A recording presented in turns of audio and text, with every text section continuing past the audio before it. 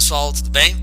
Vamos falar hoje sobre independência da América Espanhola, um momento de ruptura do domínio colonial espanhol sobre a América. Vamos começar entendendo primeiro o contexto em que isso ocorre, certo? Nós temos alguns antecedentes, a esse movimento de independência ali, iniciado por volta de 1810. Assim como no Brasil, existem várias revoltas anticoloniais antes da independência, por exemplo, Inconfidência Mineira, que vai resultar na morte de Tiradentes, entre outros vários movimentos.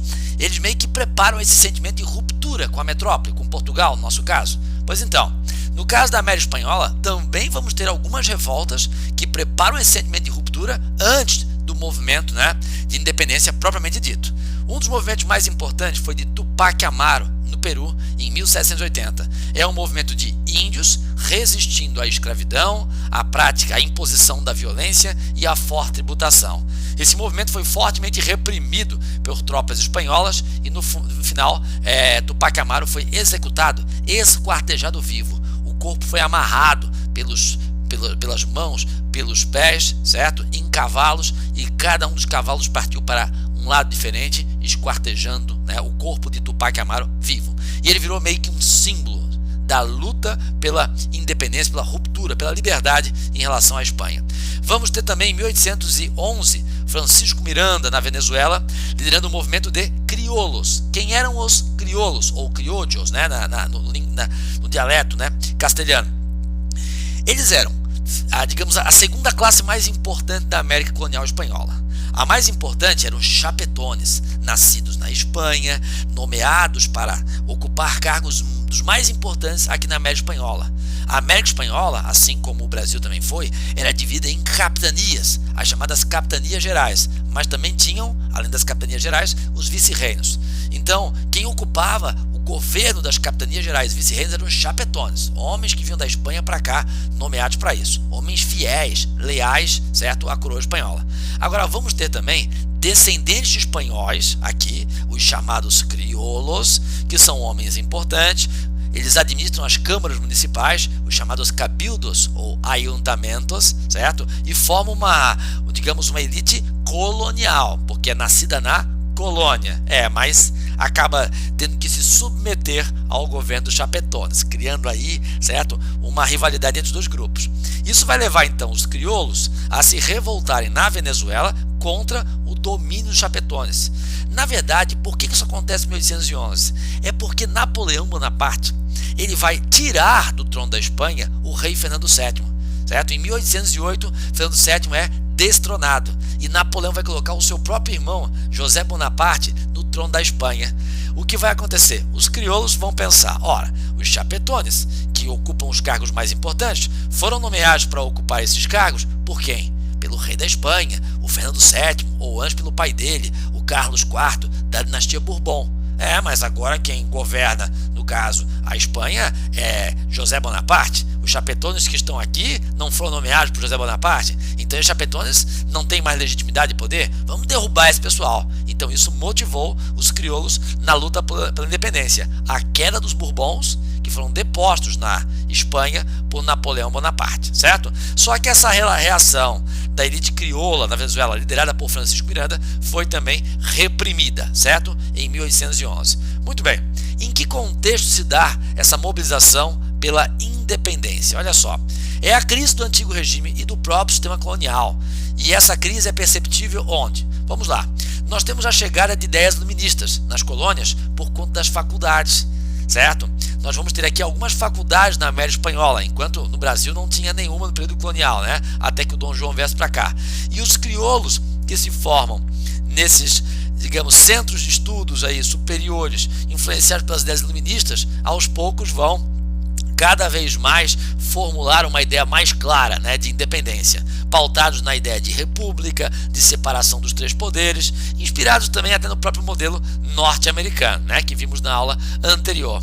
Então, como eu disse, a Revolução dos Estados Unidos servia como referência, a própria Revolução Francesa também, Por quê? Porque na Revolução Francesa a dinastia Bourbon foi tirada do trono, certo? E esse movimento de independência também era para derrubar de vez ou a dinastia Bourbon ou os chapetones que representavam, né, o poder dessa dinastia. Agora, as invasões napoleônicas foram, sem dúvida, o fator mais decisivo, porque criaram uma instabilidade na Espanha e isso vai motivar uma reação das colônias, né? Se a metrópole vive um momento de fragilidade, as colônias aproveitam para romper politicamente com a metrópole, até porque os chapetones, que foram nomeados por um rei Bourbon, e o rei Bourbon é deposto, esses chapetones não têm mais legitimidade, o que provoca, como eu já disse anteriormente, a reação dos crioulos. Mas foi criada em 1815, após a derrota de Napoleão, a Santa Aliança, uma aliança militar de países monarquistas para, entre outras coisas, combater os movimentos de independência na América. Mas a Inglaterra vai ser contra essa aliança e os Estados Unidos também. Então essa aliança vai acabar não interferindo nesses movimentos na América Espanhola. E esses movimentos vão ter influência, apoio inclusive, principalmente da Inglaterra. Nós temos, depois das invasões napoleônicas, acontece a queda de Napoleão em 1815. A dinastia Bourbon volta ao trono. Mas vai haver mais um estremecimento da dinastia Bourbon. Em 1820 a 23 acontece uma revolução, a Revolução Liberal Espanhola, ou Revolução de Cádiz, que vai querer impor ali um parlamentarismo e vai enfraquecer de novo a dinastia Bourbon. É nesse momento que novamente os crioulos também vão se levantar contra a metrópole. Muito bem, tem esse contexto aqui, um tanto quanto complexo, mas eu diria que as invasões napoleônicas, bagunçando ali a Espanha, deixando a metrópole vulnerável, é o fator que desencadeia a reação dos crioulos nas colônias, tá? Esse é o ponto mais importante. Mas vamos lá então. Olha só, existe aqui uma questão político-social, né? Os movimentos de independência serão em grande parte uma luta de uma classe, a classe dos crioulos, contra os chapetones. Os crioulos só participavam da administração das câmaras municipais, certo? Os chamados cabildos, enquanto os chapetones, nascidos na Espanha, eram nomeados para os cargos mais importantes, as capitanias gerais e os vice-reinos, aos quais as câmaras municipais, os cabildos, tinham que se submeter, certo? Os crioulos eram os homens que produziam a riqueza colonial, certo? E enquanto os chapetones eram os caras que acabavam fazendo com que os crioulos, aquilo que eles produzissem, só pudessem vender para a Espanha, e o que fossem comprar, só pudessem comprar da Espanha, porque eram os chapetones que, à frente dos principais cargos políticos, controlavam ali o comércio externo, né? Exercendo, impondo, melhor dizendo, o monopólio comercial da Espanha sobre suas colônias. Então, que interesses os crioulos tinham? Eles queriam autonomia política, certo? Para não ter mais que ter só relações comerciais com a Espanha. Eles queriam então o livre comércio. E lutavam contra os chapetones, que tinham poderes sobre os altos cargos, eram os caras que impunham uma pesada tributação sobre a produção dos crioulos, além de imporem também ali o monopólio comercial da metrópole sobre a colônia, sufocando economicamente os crioulos, motivo de sobra para que os crioulos reagissem nesse momento de fragilidade dos chapetones, que é quando Napoleão derruba o rei dos chapetones, o rei Fernando VII da Espanha, a dinastia Bourbon. Pois então, vamos lá então agora a falar aqui dos movimentos de independência. Nós temos uma primeira fase, que vai de 1810 a 1814. É quando Napoleão já tinha invadido a Espanha, derrubado o rei Fernando VII, fragilizando os chapetones, provocando uma reação dos crioulos, que vão ter apoio popular, vão ter apoio da Inglaterra. A Inglaterra quer a América Espanhola toda livre, para ela poder vender seus produtos industrializados a essa América livre, agora livre do monopólio comercial espanhol. Mas a gente vai ter aqui nessa reação dos crioulos a deposição de muitos chapetones, alguns chegam a fugir também e vão chegar a formar governos independentes, juntas governativas nos cabildos, certo? Muito bem, mas aí esse movimento vai ser fortemente reprimido, certo? E a gente vai ter, na verdade, a volta da dinastia Bourbon ao poder, que é o que, na verdade, cria condições para reprimir esse movimento. A dinastia Bourbon volta ao poder quando Napoleão vai ser preso da primeira vez em 1814 e levado ao exílio. Ali a dinastia Bourbon volta ao trono, Fernando VII volta ao trono, reorganiza o poder dos chapetones, criando condições para que os chapetones agora, à frente das capitanias, dos vice-reinos, com apoio do rei Fernando VII, Bourbon, pudessem reprimir esses movimentos. Esse momento aí, tá, de 1814 a 17, é o momento em que há um recuo dos movimentos de independência. Agora nós vamos ter ainda a gente vai ter depois ainda uma segunda fase, tá? Que é o período que vai de 1817 a 1814, que é quando há uma retomada dos movimentos de independência. Nós vamos ter uma reação burguesa na Espanha, é a chamada Revolução Liberal Espanhola ou a Revolução de Cádiz, onde acabam fragilizando de novo o governo do rei Fernando VII. Os chapetones ficam mais uma vez fragilizados, certo? E nós vamos ter aí o movimento crioulo unificado por algumas lideranças. Duas lideranças aqui merecem destaque. Um deles é o cara que vai liderar o movimento de independência na Venezuela, em 1817, Simón Bolívar. E outro, o cara que lidera o movimento de independência na Argentina, San Martín. Havia uma diferença ideológica entre eles. Bolívar defendia uma república, San Martín uma monarquia constitucional liberal.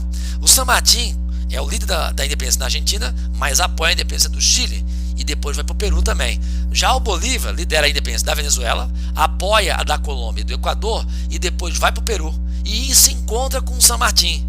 É o momento em que San Martín vai acabar então desistindo do seu propósito, de fazer com que a América Espanhola adotasse uma monarquia constitucional como regime. A ideia republicana de Simón Bolívar então vai predominar.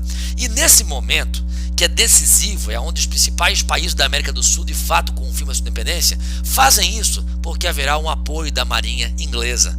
A Marinha que vai enviar para cá o almirante Lord Cochrane, que, claro, vem defender os interesses ingleses, A Inglaterra queria aqui o livre comércio, acabar com o monopólio comercial da Espanha sobre suas colônias. Muito bem. A gente vai ver aqui que o Simón Bolívar, por ser a principal liderança desse movimento, é chamado de El Libertador, certo? Mas o San Martín também é um libertador, entre outros. É por isso que existe hoje a Taça Libertadores da América, em homenagem a esses líderes dos movimentos de independência da América Espanhola, sendo Bolívar o mais importante deles. O Bolívar ele vai defender o chamado panamericanismo. E o que seria isso? Eu já vou explicar mais adiante, tá? Deixa eu falar antes da independência do México. A independência do México começa um pouco diferente, porque ela vai ter inicialmente a liderança de padres, como o padre Hidalgo, em 1810, liderando o movimento de índios das missões jesuíticas, onde os padres catequizavam os índios, exercendo forte influência cultural sobre esses índios, mas também de mestiços. Mas o certo é que é um movimento das classes populares. Mas mesmo sendo um movimento popular, ele tem um caráter conservador. Em 1810, o padre Hidalgo ele está lutando contra o governo de José Bonaparte, o irmão Napoleão, porque o padre Hidalgo quer de volta ao trono da Espanha quem? O Fernando VII. Então é um movimento que apoia o retorno da dinastia Bourbon, certo? Muito bem. Mas esse movimento aí foi fortemente reprimido. O grito de independência lançado pelo padre Hidalgo é chamado de Grito de Dolores, Ele vai trazer a imagem de Nossa Senhora de Guadalupe, que era muito cultuada ali pelos índios catequizados, certo? Para criar essa adesão popular a esse movimento, certo? A imagem religiosa de Nossa Senhora de Guadalupe é uma espécie de um chamariz para ter aí adesão popular. Vamos ter depois um segundo momento. Mais uma vez, um Padre Morelos, liderando novamente índios e mestiços. Ele vai assinar o chamado Decreto de Independência. Dessa vez, lutando contra José Bonaparte, sim, certo? É o momento que os chapetones estão isolados, mas ele quer a independência do México em relação à Espanha governada pelos Bonapartes. Não está defendendo aí, como o padre Hidalgo, certo? A volta da dinastia Bourbon. E, além disso, o padre Morelos tem um discurso bastante voltado às classes populares. Além de defender um regime republicano, ele vai defender também o fim da escravidão, que no caso do México afetava principalmente os índios, tá? Que eram os principais escravizados. E claro, o movimento tem aí uma grande adesão de indígenas, mas o movimento também vai ser reprimido. Embora a independência do México tenha sido um movimento iniciado por padres com apoio de índios e mestiços, ela só vai se consolidar com os crioulos à frente do movimento. Itúrbide e Guerreiro são os homens que lideram o movimento para acabar com essa submissão à Espanha, aproveitando-se de um momento que era a Revolução Liberal Espanhola, que fragilizava a dinastia Bourbon mais uma vez. Os crioulos, então, vão declarar sua independência no chamado Plano de Iguala, onde defendem um regime monárquico, é isso. o México vai ser uma monarquia por 3 anos apenas. É o único país da América Espanhola que se torna monarquia. Podemos dizer que o Brasil e o México foram os únicos países, da chamada América Latina, que tiveram aí experiência monárquica. O Brasil, por um bom tempo, 67 anos, enquanto o México por apenas 3 anos. Depois houve uma reação republicana que acabou derrubando o imperador Itúrbide e proclamando uma república no México. Vamos lá, eu falei para vocês que o Bolívar, ele queria criar, na verdade, uma América Espanhola unificada, certo? O ponto de partida seria a criação da Gran Colômbia, que envolveria ali uma união política entre Colômbia, Venezuela e Equador, certo? E depois, claro, expandir esse movimento para incluir Peru e Bolívia e, se possível, também incluir México, América Central e até mesmo a região ali do Cone Sul, Argentina, Uruguai, Chile e Paraguai. Pois então, ele vai defender no Congresso do Panamá, em 1826, o que a gente vai chamar de bolivarismo, ou ainda bolivarianismo, ou simplesmente o pan-americanismo. Ele defende esse movimento num documento chamado de Carta da Jamaica. Qual é o projeto? Uma unidade política das ex-colônias, formando um Estado forte para ser menos, digamos, suscetível, para se proteger mais da influência comercial, econômica, financeira dos ingleses. O objetivo é criar um país forte para não ser um país explorado pelos ingleses, como o Brasil foi após a sua independência. Então queria um Estado forte e soberano, unificando a América Espanhola, partindo aí de um projeto inicial, a Gran Colômbia, unindo Colômbia, Venezuela e Equador. Mas o movimento não deu certo. Sabe por quê? Porque em cada um desses países que se formaram, os crioulos que estavam à frente desses governos não queriam abrir mão do controle sobre o seu próprio país. Não queria fazer esse país formado se submeter a um governo único, provavelmente chefiado por Simão Bolívar. Então os crioulos não queriam essa unidade. A Inglaterra também não queria. A Inglaterra queria o quê? Países pequenos, frágeis economicamente, submissos à Inglaterra. Os americanos também não queriam um país forte que pudesse concorrer com os americanos na influência a ser exercida sobre o continente. Então prevaleceu o interesse dos crioulos sobre o governo local e, claro, os interesses ingleses e americanos de ter uma América Espanhola frágil para que eles pudessem explorar comercialmente, certo?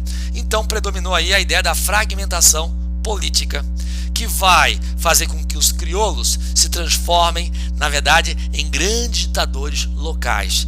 Essa ditadura dos crioulos é o que a gente vai chamar de caudilismo, os crioulos chamados de caudilhos, líderes locais que exercem um forte controle, inclusive de cunho bélico, usando armas para intimidar a população local e manter essa população local sob o seu controle, até por ser uma massa de gente pobre, dependente economicamente desses crioulos que são grandes proprietários de terras. Muita gente depende do crioulo porque trabalha na terra do crioulo, e com isso esses crioulos impõem o seu poder local, dando origem ao que a gente vai chamar de caudilismo, que é essa liderança política autoritária que surge nesses pequenos países, nessa América Espanhola fragmentada. Isso vai facilitar o quê? A submissão aos interesses imperialistas, principalmente britânicos, tá? E com isso eu termino essa aula sobre independência da América Espanhola, deixando para vocês aqui, para exercitar esse conteúdo que é denso, que é um tanto quanto complexo, esse roteiro de estudos, tá? São 14 termos que vocês têm que preencher.